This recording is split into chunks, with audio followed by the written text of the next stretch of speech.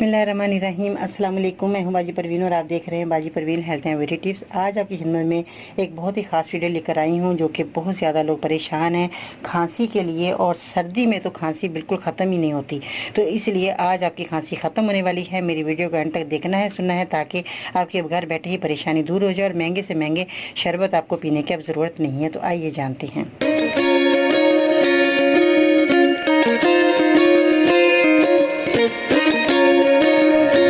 जी तो नाज़रीन, आज की इस वीडियो में खांसी का बेहद उम्दा और तजर्बे से गुजरा हुआ नुस्खा आपकी खिदमत में पेश कर रही हूँ।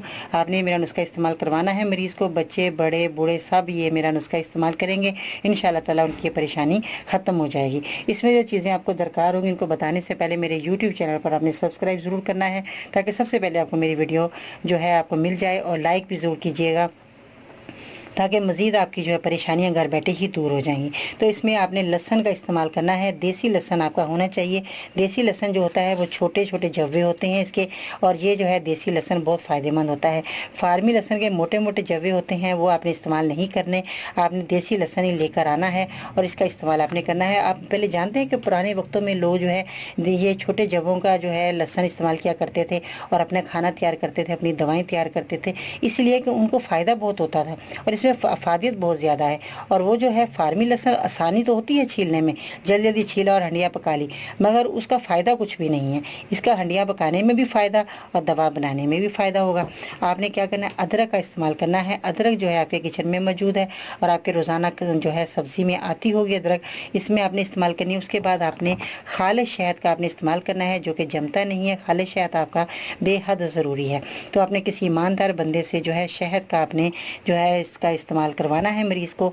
और अब मैं आप बताती हूँ आपको कि आपने इन चीज़ों का इस्तेमाल आप कैसे करना है। लहसुन की आपने चाय बनानी है, जो कि सर्दी में जो है बहुत ज़्यादा चाय आपके लिए फ़ायदेमंद है, मुफीद है।